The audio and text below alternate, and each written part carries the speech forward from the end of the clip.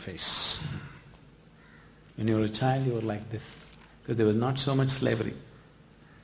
Slowly, as different kind of compulsions take over, without knowing why, everything is going on fine with your life. Your business is going fine, your family is good, you have good relationships, you're making money, everything.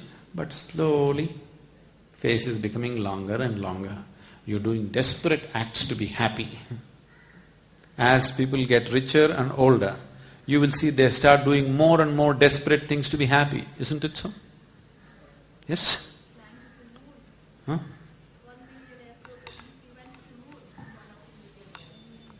Oh, you have not seen the things they do on the planet. Forget about going to the moon. So, the more desperation comes because you are trying to make a small aspect of your life everything. It'll not work.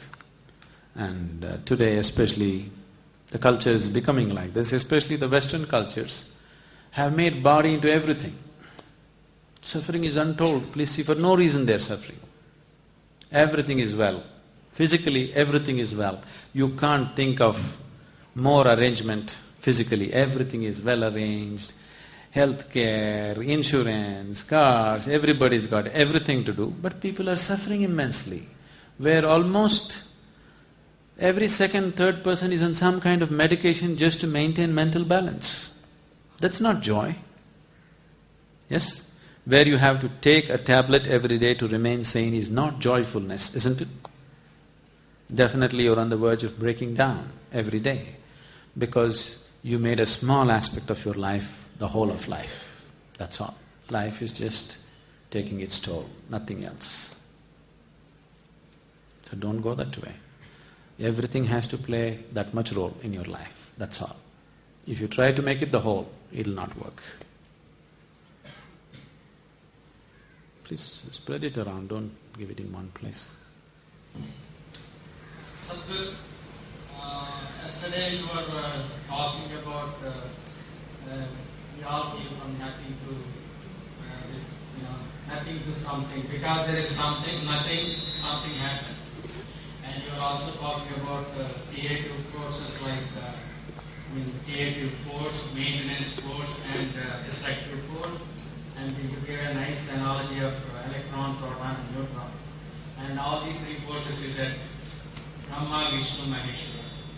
Then when you connect these things, like quantum mechanics or whatever, it makes sense. Yes, this is true.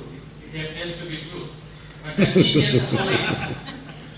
the stories, this Shiva and somebody is sending something to do, and Shiva is practicing this yoga, and I'm lost because up to that part I'm okay. Yes, this makes sense. But what are all these stories? It's history, it's not stories.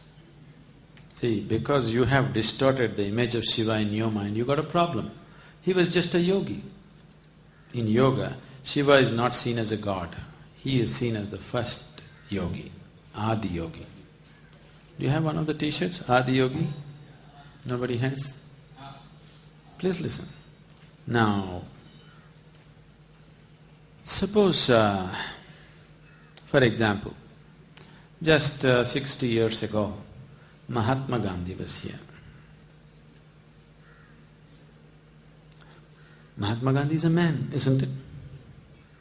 But never before in the world, another country or another man has managed this, that they were managed to send the conquerors out of their country without killing them or threatening them or blowing them to bits or whatever.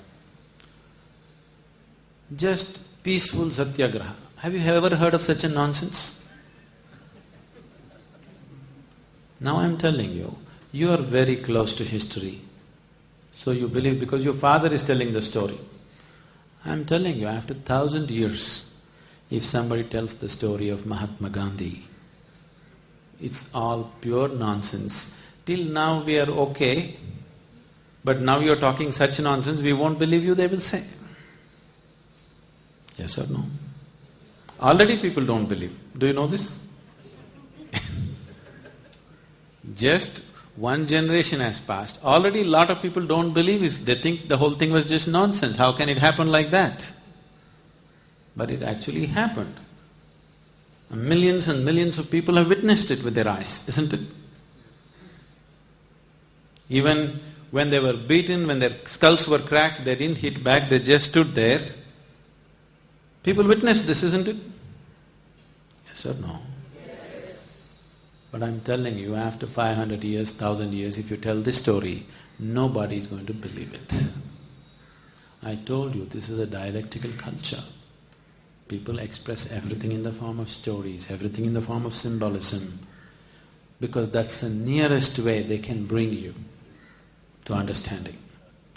Now, you're trying to dissect two things at the same time with the same knife, it doesn't work like that. It doesn't work like that. That is a different aspect. This is a different aspect. This needs to be seen and experienced one way. That needs to be seen and experienced in a different way.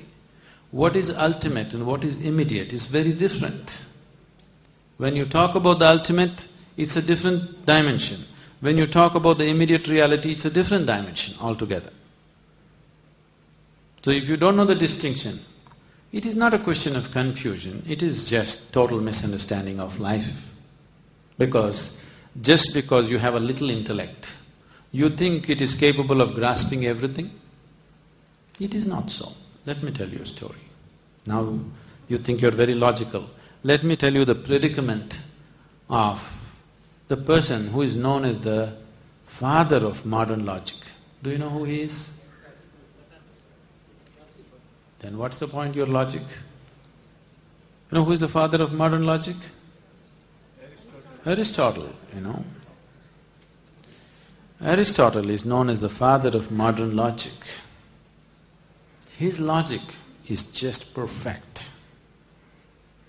His logic is like this, you will like this. What's your name? Huh? Aristotle? Oh, you also carry Shiva's name. Aristotle's logic is like this.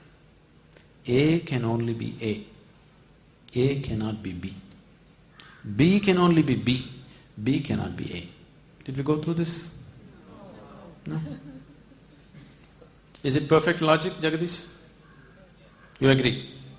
A can only be A. Can A be B? No. Can B be A? No. A can only be A. B can only be B. This is perfect logic. This is Aristotelian logic. Now you are sitting here. Are you a man or a woman? If you go by the logic, you can only be this or that, isn't it? But what is the reality of life? Both the dimensions are there within you. Just a question of percentages, isn't it? That's how life is operating. That's not how logic is operating. Anyway, let's look at Aristotle's life. Extremely logical.